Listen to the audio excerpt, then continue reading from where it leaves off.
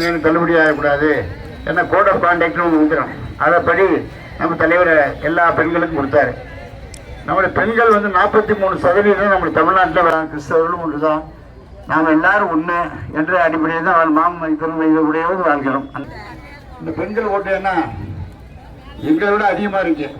இப்போ நான் 26 ஓட்டில் முதலமைச்சர் 200 கோயிலுக்கு குடமுழுக்கு செய்தவர் நம்முடைய முதலமைச்சர். நம்முடைய நெல்லையப்பர் கோயில் நமக்கு தெரியும். 700 ஆண்டு காலமாக கிடைந்த மதத்தின் சார்பில் ஆட்சி நடத்த மாட்டோம். திராவிட இயக்கம் இப்போ அதிமுக மாவட்ட இளைஞர் செயலாளர் வந்து சேர்ந்தார். யாராவது வேணாம்னு சொன்னோமா? எல்லாரும் இங்கே நான் கூட ஒரு சண்டை வரும். 143 கோடி 73 லட்சம் பேர் இருக்காங்க இந்தியாவில். சைனாவில் நம்ம 5 கோடி பேர் அதிகமாக இருக்கோம். எந்த வேலை செய்யணுமோ அந்த வேலையும் செஞ்சுட்டு இருக்காங்க. திமுக செயலாளர் நம்மோடு இணைந்து கொண்டிருக்கிறார். அவரையும் ரமேஷ் அவர்களையும் வரவேற்று, இன்னும் சொல்லப்போனால் நம்ம இங்கே இருக்கின்ற சுதந்திர போராட்ட தியாகி நீரன் அழகாக வரும்போது நம்ம பேபி கோபால் மாமன்ற உறுப்பினர், நான்லாம் மாமன்ற உறுப்பினர், அதையும் உங்களுக்கு ஞாபகப்படுத்துகின்றேன். அண்ணாச்சி ஏழுசினர். அதுபோல் இந்த பகுதியிலே நான் சட்டமன்ற உறுப்பினராக 21ஆம் ஆண்டு ஆகி 1000 கோடிக்கு மேல் நமது நான் சட்டமன்ற உறுப்பினர் ஆனவுடன் இந்த மாவட்டத்தினுடைய மாவட்ட இளைஞரணி அமைப்பாளர் டி ரமேஷ் அவர்கள் அதிமுகவிலிருந்து விலகி திமுகவில் இணைகிறார்.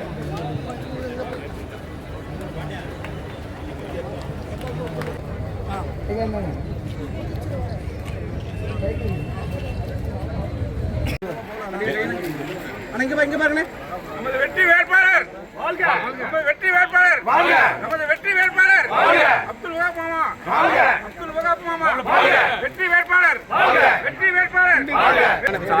கொஞ்சம் கை கொஞ்சம் சைடு தள்ளி வாங்க, சைடு இங்க பாருங்க.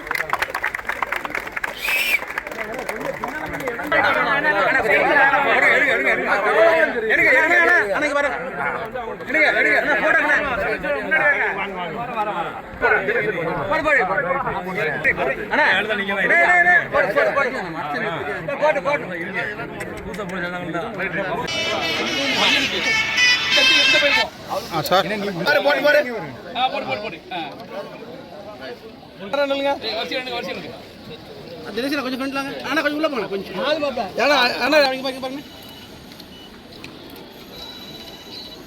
அப்லோட் போடுற மாதிரி இருக்குமா?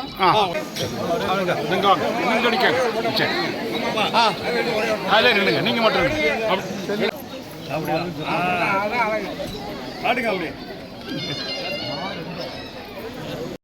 அவர் வந்து சொல்றாங்க பிஜேபிக்காரங்க. பிஜேபி வந்து அவர் சொல்றது வந்து சொன்னா டெல்லிக்கும் தமிழ்நாட்டுக்குடைய தான் போட்டி. ஏன் சொல்றாரு? தமிழ்நாடு தன்மானம் குறையாது. 1000 பிரச்சனை வந்தாலும் நீ பணம் கொடுத்தா நான் நடத்துவேன்னு சொல்லி தமிழ்நாட்டுடைய மக்கள் என்று திராவிட இயக்கத்துடைய மக்கள், திராவிட பெரியார் பறக்கு மாத்தான் இங்கே வண்டி போடும், அண்ணா பறக்கு மாத்தான் வண்டி போடும். எம்ஜிஆர் பெரியார் பறக்குன்னு அவங்களாம் போயிட்டாங்க. எங்கள் தொகுதியிலெல்லாம் திமுக தான் 58 இடம் இருக்கிற முடியாது. சவுத்தில் 7 தொகுதி உங்களுக்கு டப்பாக இருக்குது. 51 தொகுதி திமுக ஜெயிச்சிச்சு. இப்போயே நீங்கள் எழுதி வச்சுருங்க, 51 தொகுதி திமுக ஜெயிச்சு. நம்முடைய ஆட்சி திராவிட மாடல் ஆட்சி. தலைவர் என்ன சொன்னார்? திமுக ஆட்சின்னு சொல்வதை விட திராவிட மாடல் ஆட்சின்னு தான் சொல்லுவார். எல்லாரையும் சேர்த்துக்கிறார். கட்சியில் அண்ணா திமுகவில் இளைஞரணி செயலாளர் இருந்தால் சேர்த்துக்கிட்டேன்னா சொல்லியிருக்கார், நம்முடைய இயக்கம் திராவிட இயக்கம். திராவிட இயக்கத்தை நம்பி யாரால் ஒரு நாள் அத்தனை பேரையும் நம்ம சேர்த்துக்குவோம் என்று சொல்லியிருக்கார். அந்த அடிப்படையை தான் திராவிட இயக்கத்தை சேர்த்து கொண்டிருக்கிறார். 43% பேர் வேலை பார்க்கவில்லை. மற்ற மாநிலத்தில் இதில் இருந்து ராஜஸ்தான், மத்திய பிரதேசம் எல்லாம் 21-22% தான். இங்கே தான் அதிகமான வேலை பார்க்குறவங்க அதிகமாக இருக்க பெண்கள். இங்கே தான் மாதம் 2000 கொடுக்கணும்னு சொல்லியிருக்காரு. 2000 ஆக்கப்படுறாரு, 2000 கூப்பன் கொடுக்க போகிறாரு. சொன்னதை செய்வோம், சொல்லாததை செய்வோம். இதுதான் திமுக ஆட்சி. சொல்லாத கரெக்டாக சொன்னபடி செஞ்சிடக்கூடிய ஆட்சி என்பது நம்முடைய முதல்வருடைய ஆட்சி. ஆகவே தான் எல்லாரும் மற்ற கட்சியெல்லாம் கீழே போயிடுச்சு. அமித்ஷா பார்த்தீங்கன்னா வரல, போயிட்டாரு கல்கத்தா போட்டார். சொல்லிட்டார் மோடி, நீங்கள் போப்பா, நாம போனால் ஓட்டு குறையுது. என்ன இங்கே வந்தால் எங்கே ஓட்டு குறையுங்க கிடையாது. பிஜேபியெல்லாம் மதத்தின் பேர கட்சி நடத்தக்கூடாது. நாமெல்லாம் தாயப்பிள்ளை இந்துக்கள் கிறிஸ்தவர்கள் இஸ்லாமியர்கள் ஒன்றா தானே வர்றோம். அமைன்னு வித்தியாசமாக பார்க்குறோம். தாய்லாந்து நிலத்துக்கு ஒரு நூலம் கட்டாயம் வரவேற்கிறாங்க. அது என்ன வேணும்னு என்று கேட்டால் கேட்டது கொடுப்போடு கிருஷ்ணா கிருஷ்ணா என்று சொன்னார்கள். அந்த காலத்தில் கிருஷ்ணர் கேட்டால் தான் கொடுப்பாராம். அதே மாதிரி கேட்டதை கொடுப்பவர் எல்லாம் நம்முடைய தலைவர் அவர்கள், முதலமைச்சர் அவர்கள், தளபதியார் அவர்கள் என்பதை நீங்கள் நினைவில் வைத்துக் கொள்ள வேண்டும். நீங்கள் என்னென்ன கேட்குறீங்களோ அவளும் நாங்கள் செஞ்சு தருவோம். என்ன சொன்னோம்னா எல்லாரும் ஒன்று சேர்ந்து யார் அமைச்சராக இருந்தாலும் யார் சட்டமன்ற உறுப்பினராக இருந்தாலும் தளபதி ஆதரித்தவர்கள் பெண்கள். உங்களுக்கு என்ன விடியல் பயணம் இல்லையா? முதல்ல கையெழுத்து போட்டது ஆட்சிக்கு வந்தோடனே நீங்கள் எல்லாம் விடியல் பயணத்தில் பணமெல்லாம் 1543 கோடி ரூபாய் இதுவரைக்கும் செலவாகிருக்கு 5 வருஷத்தில். ஒரு மகளிருக்கு மாதம் 800லேருந்து 1000 ரூபா வரைக்கும் மிச்சம் பண்ணியிருக்காங்க. ஏன்னா அவங்க வேலைக்கு போகிறவங்க, கடைக்கு போகிறவங்க, துணிமணி எடுக்க போகிறவங்கெல்லாம் தாராளமாக பஸ்ஸில் போயிட்டு வரலாம், விடியல் பயணம்.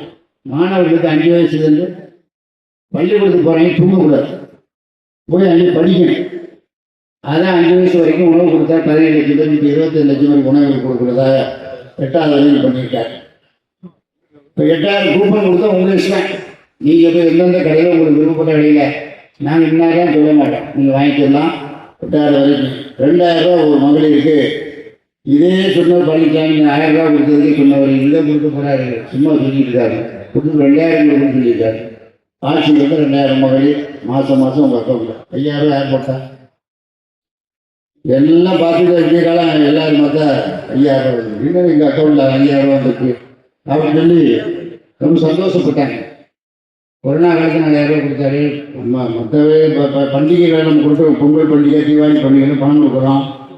இந்த 5000 ரூபா போட்டாருன்னா எப்படியா எலெக்ஷன் நிறுத்தி கொண்டு பார்த்தாங்க பணத்தை. அதை கூட முன்னாடியே கொடுத்து இளைஞர் பணம் போய் சேர்ந்து வச்சு வீட்டு வாடகை கொடுத்து 7000 ரூபா பெண்ணு என்ன சொன்னார். 7000 ரூபா செஞ்சேன்னு ஒரு 6000 ரூபாய்க்கு என்ன பண்ணுறது? 5000 ரூபா விருந்தாள் வச்சு பார்த்தா அக்கௌண்ட்டில் 5000 ரூபா எழுதிருக்கு. பிரச்சனைகள்லாம் போச்சு, வீட்டு வாடகை கொடுத்துருக்கேன் அப்படின்னு சொன்னார். ஆகவே இப்படிப்பட்ட ஒரு தாயிலும் கொண்ட தலைவன் தான் நம்முடைய முதலமைச்சர். இப்படி எல்லாருடைய அன்பையும் பெற்ற ஒரு முதலமைச்சர். ஒரு முதலமைச்சர் எல்லா கல்யாணமும் போவார், கூட்டியெல்லாம் வந்துடுவார். அவருடைய பணிகள் கிடையாது. 5 வருஷம் காரியம் போக முடியாமல் பார்த்துங்க. யாரும் தாக்குறது உயர்ந்தவன் தாழ்ந்தவன் என்ற வித்தியாசம்லாம் கிடையாது. நம்முடைய முதலமைச்சர்களுக்கு எல்லோரும் சமம், எல்லாருக்கும் எல்லாமும் இதுதான் திராவிட மாடல் ஆட்சி என்பதை நீங்கள் நினைவில் வைத்துக் கொள்ள வேண்டும் என்பதை நான் உங்களுக்கு சொல்ல கடமைப்பட்டிருக்கேன்.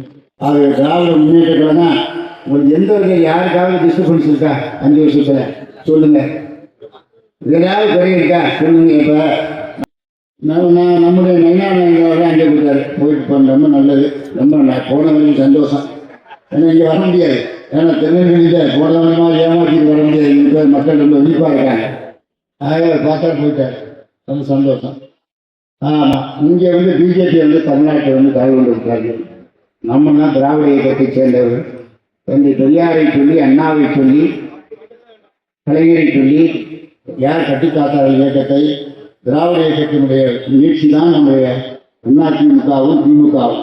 அதிமுக சும்மா எடப்பாடியெல்லாம் ஒரு மிரட்டு பார்த்தாதான் போச்சு அப்படின்னு சார் கண்ண முடியல சொல்றது. நானே உண்மை நீங்கள் எத்தனை பேர் இருந்தாலும் வரும். எத்தனை டெபாசிட் போட்டு போனதுடைய எங்கள் தொகுதியெலாம் டெபாசிட் இருந்துச்சு. காரணம் என்ன? கட்சி தான், அவ்வளோதான். எம்ஜிஆர் ஜெயலலிதாங்கிறது அவங்களும் பெரியாரை சொன்னார், அண்ணா ஒன்று முடியாது. கலைஞரும் பெரியாரை கருத்து வேறுபாடுங்கிறது பகைமை இல்லை என்று சொல்லுவார் காங்கிரஸ். கலைஞர் அடிக்கடி சொல்லுவார், வேண்டாம் பாப்பா கருத்து வேறுபாடு நமக்குள்ள, ஏன்னா எல்லாம் ஒன்றாங்கப்பா அப்படின்பார். அப்படிப்பட்ட ஒரு நல்ல தலைவரை உள்ள இயக்கம் தான் திராவிட முன்னேற்ற கழகம். ஆகிய திராவிட முன்னேற்ற கழகத்தை அனைவரும் எழுந்து பணியாற்ற வேண்டும் என்று உங்களை அன்புதான் வருகிறது. எல்லாம் நீங்கள் உதவி சொல்லி போதும். அவர் உதயசூரியன் சின்னத்தில் வாக்களிக்க வேண்டும் என்று உங்களை எல்லாம் அன்போடு கேட்டுக்கொள்கிறேன். உதயசூரியன் நான் நல்லாட்சி தொடர வேண்டும் என்றால், நம்முடைய மானம் காக்கப்பட வேண்டாம், டெல்லிக்கு நமக்கும் நடக்கின்ற போட்டியிலே தமிழ்நாடு வெல்ல வேண்டும் என்றால் நீங்கள் எல்லாம் உதயசூரியன் சின்னத்தில் வாக்களிக்க வேண்டும்.